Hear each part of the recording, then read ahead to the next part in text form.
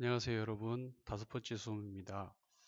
지난 시간에는 여러분께서 사회계약론에 대해서 강의를 들으셨을 건데요. 간단하게 요약하고 오늘 이번 시간에는 법치주의에 대해서 수업해 보겠습니다.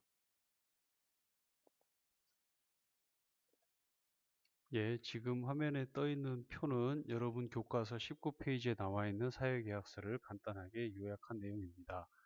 사회계약서는 크게 여러분이 두 가지를 기억해 주셔야 되는데요. 첫 번째는 계약의 전 조건 또는 계약의 전 상태에 대해서 공부를 하셔야 되고요. 두 번째는 계약의 내용에 대해서 공부를 하셔야 됩니다. 가장 먼저 나와 있는 홉스는 이 학자는 성학설을 근본으로 해서 사회계약론을 주장한 학자입니다.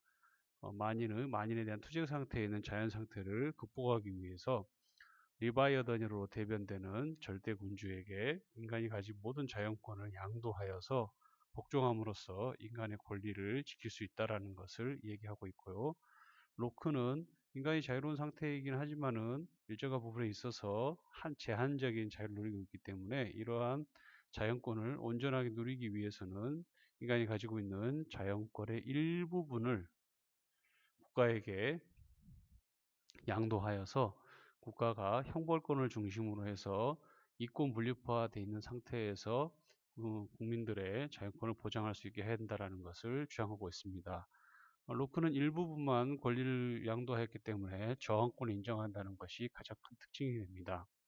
세 번째, 루소는 인간은 본성적으로 평화롭고 자유로운 상태에 태어나지만 사적 소유라는 루소의 표현대로 한다면 태어난 이후에 가지게 되는 쇠사슬의 형태로 인해서 일정한 자연권이 이루어지지 않게 되는데, 모든 인간이 가지고 있는 보편적 일반 의지에 입각하여서 국가를 계약을 통해서 형성할 수 있다라고 얘기하고 있고, 여러분께서 특히 기억해야 되실 것은 루소는 이러한 일반 의지는 절대로 다른 사람에 의해서 대변될 수 없다. 그래서 루소는 직접 민주제를 매우 강하게 주장하고 있습니다.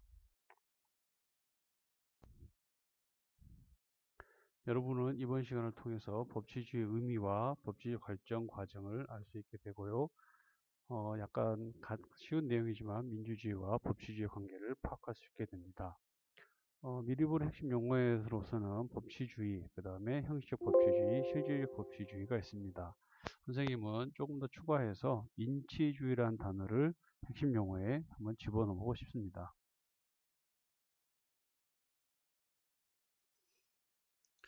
법치주의란 국가 권력의 구성, 권력의 행사, 국민의 자유와 권리의 제한 등이 법에 따라 이루어져야 한다는 원칙을 이야기하고 있습니다. 사람의 지배, 문제집이나 다른 곳에서는 자의적 지배란 용어를 쓰기도 합니다. 사람의 지배가 아닌 법의 지배를 의미한다라는 의미에서 법치주의 의미를 찾을 수 있습니다. 이런 법치주의의 의의는 국가 권력을 제한하는 동시에 권력 행사의 정당성 혹은 근거가 되고요. 국민의 자유와 권리를 보장하는 제도적 수단이 됩니다. 가끔 시험 문제에 영어로 법치주의를 이야기하는 문제가 가끔 나오는데요.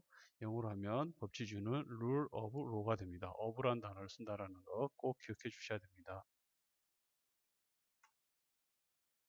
우리가 일반적으로 법치주의라는 개념이 있고, 이 법치주의의 두 가지 하위 개념으로서 형식적 법치주의와 실질적 법치주의를 이야기합니다. 그런데 선생님이 여러분한테 시험 문제 전략적인 접근에서 하나를 제안한다면, 이 법치주의가 밑으로 하부 개념으로 내려가기 전에 이 법치주의와 인치주의라는 개념이 먼저 구분이 되어야 한다는 것을 꼭 기억해 주시기 바랍니다.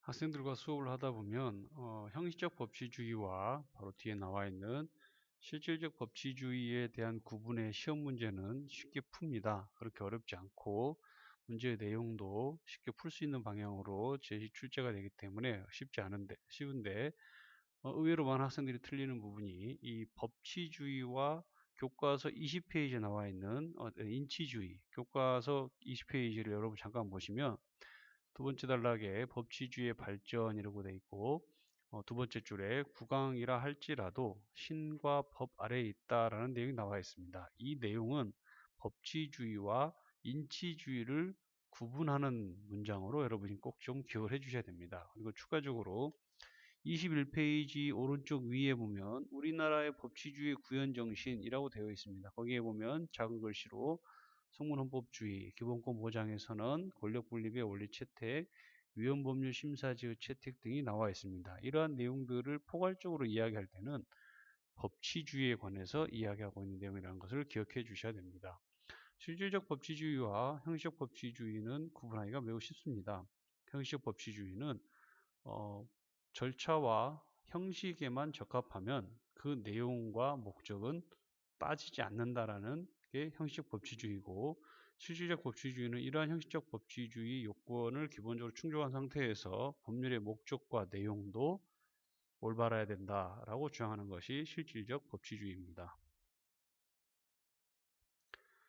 화면에 나와 있는 것처럼 히틀러의 수권법에 관한 내용도 여러분 교과서 21페이지에 구체적인 법 조항의 내용과 함께 많이 나와 있는데요.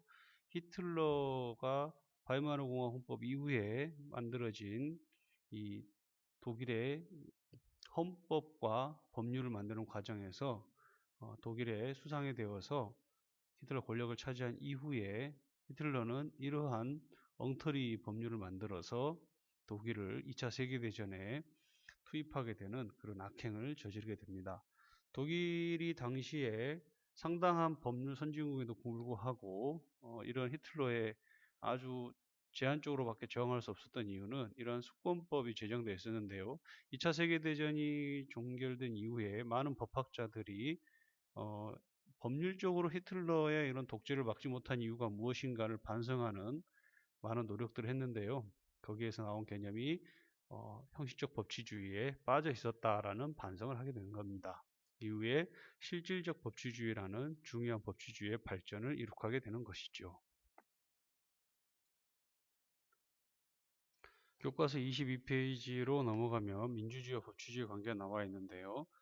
내용적으로는 아주 쉽습니다. 이 민주주의와 법치주의는 일견 우리 현상에서는 상당히 많이 부딪히는 것처럼 보이는 경우가 많이 있습니다. 교과서 22페이지에 나와 있는 것처럼 선거와 국회의 의결이라는 민주주의 요소를 통과한 지방으로 행정 수도를 건설해서 이전하는 것에 대해서 법치주의적 감각을 가지고 있는 헌법재판소에 의해서 민주주의와 법치주의가 충돌하는 것처럼 보이는 그런 사례가 있기 때문입니다. 하지만 이런 사례는 아주 제한적이고 대부분의 현실에서는 민주주의와 법치주의가 상호 보완적으로 잘 이루어지고 있습니다.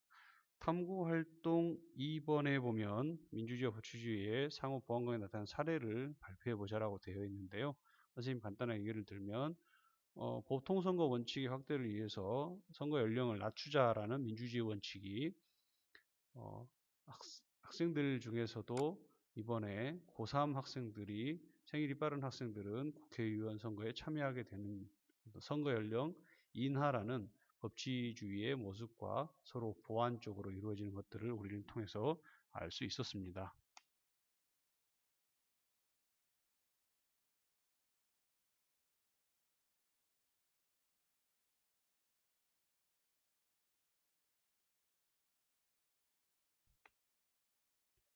교과서 23페이지에 나와 있는 어떤 중단원 마무리를 좀 중심으로 보겠습니다. 일단 화면에 나와 있는 것처럼 법치주의는 사람의 지배, 자의적 지배가 아닌 법의 지배를 의미한다. 그 다음 두 번째, 실질적 법치주의에서는 형식뿐만 아니라 목적과 내용도 정당하고 주장한다. 맞게 되는 거죠. 교과서 23페이지에 문제가 나와 있는데요. 1번에서 정치를 바라보는 넓은 의미의 관점과 좁은 의미의 관점을 얘기하고 있습니다. 어렵지 않게 풀 수 있기 때문에 5번이 정답이라는 것을 알려드리고 넘어갑니다. 문제 2번에서도 마찬가지로 우리나라의 과거에 국민의 인권이 법치주의에 훼손되는 많은 사례를 우리는 볼 수 있는데요. 근현대사에 대한 공부 내용은 개강한 이후에 선생님과 함께 바라보면서 우리 암울했던 어떤 인권 침해 사례들을 많이 알 수 있을 것 같은데요. 2번의 정답은 5번으로 될 것 같습니다. 오른쪽에 민주주의 발전 과정에서 아주 중요한 의미를 갖고 있는 차티스트 운동에 대한 그림이 나와 있습니다. 3번의 정답이 차티스트 운동이 될 것이고요. 노동자들의 참정권을 확대하는 것을 주요한 정강으로 하는 그러한 역사적 운동이었죠. 4번에서 참정권 확대를 통한 어떤 보통선거에 의한 민주주의의 형성, 이렇게 정답을 적으면 될 것 같습니다. 다음 시간에는 여러분이 조금 제도적으로 어려워할 수 있는 헌법의 의의와 기능에 대해서 같이 공부해 보겠습니다. 수고하셨습니다.